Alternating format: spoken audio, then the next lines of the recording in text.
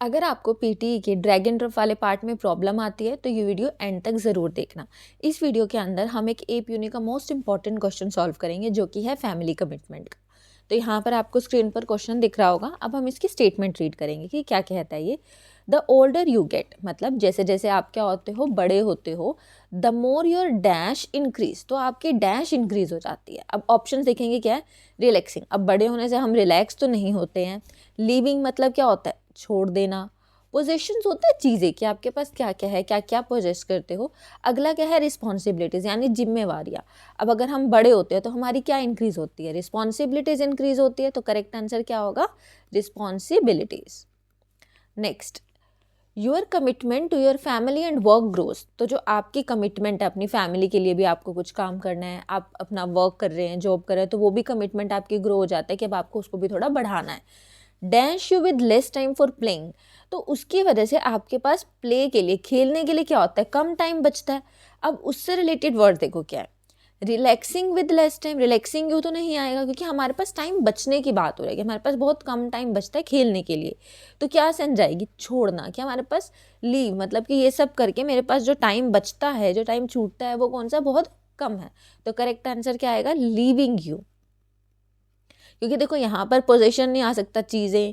Burnout हम किसे कहते हैं, थकावट को कहते हैं, है ना, जब बहुत ज़्यादा थक चुके हैं हम सारा काम कर करके, तो उसकी भी सेंस नहीं बनती। कोजिंग का मतलब क्या हो गया, कारण। बट हमें यहाँ पर क्या सेंस चाहिए, लेस टाइम फॉर प्लेइंग। हमारे पास लेस टाइम रह जाता है, तो रह जाता है मतलब वो चीज़ छूट गई, हमारे पास है नहीं है, तो क्या, लीव। सक्सेस भी नहीं आ सकता। अब नेक्स्ट हम यहाँ से रीड करेंगे, this can lead to dash and fatigue. Fatigue का मतलब भी क्या होता है, थका होना, कि हम काम से आए हैं तो हम थक गए हैं। तो अब अगर हमारे पास यहाँ पर एक चीज़ नोटिस करेंगे, मैं यहाँ पर लिख रही हूँ, अगर एंड है ब्लैंक से पहले या फिर ब्लैंक के बाद, मतलब आप ये लगा लो कि एंड वर्ड से हमारा ब्लैंक रिलेट कर रहा है, तो ब्लैंक से पहले है या फिर कैसे ब्लैंक के बाद, तो हमें ना उसके दोनों साइड के वर्ड्स देखने हैं। मतलब अगर एंड से पहले वाला वर्ड भी देखना है और हमें एंड के बाद वाला वर्ड भी देखना है, वो हमेशा कैसे होंगे, सिमिलर सिमिलर सी बातें आएंगी। ठीक है, जैसे अगर वर्ब की बात करें तो सेम टाइप की वर्ब आएगी, या तो आईएनजी वाली वर्ब आ रही होगी, या कैसी आ रही होगी, एससीएस वाली वर्ब आ रही होगी। नहीं तो अगर वर्ड है, जैसे फटीक एक वर्ब नहीं है, तो अगर वर्ब है तो सेम तरीके की कुछ बात होगी। अब यहाँ पर क्या वर्ड है, थका होना। अब थके होने से मिलता जुलता हमारा सिर्फ एक ही है, कौन सा है, बर्नआउट। तो यानी कि करेक्ट आंसर कौन सा होगा इस केस में, बर्नआउट। तो यहाँ पर हम क्या लिखेंगे, बर्नआउट। आई होप ये क्लियर हो गया हो। अगर आपको ये नहीं पता कि वर्ब्स कौन सी होती है, वर्ब्स में डिफरेंस नहीं पता, तो आप मुझे कमेंट सेक्शन में ज़रूर बताएंगे, सो दैट मैं उसके लिए एक सेपरेट वीडियो बना दूँ।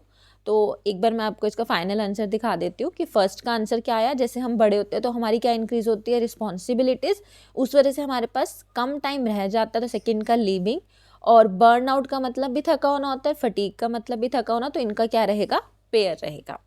नेक्स्ट वीडियो के अंदर मैं आपको ये वाला एक इंपॉर्टेंट क्वेश्चन सॉल्व करवाऊंगी।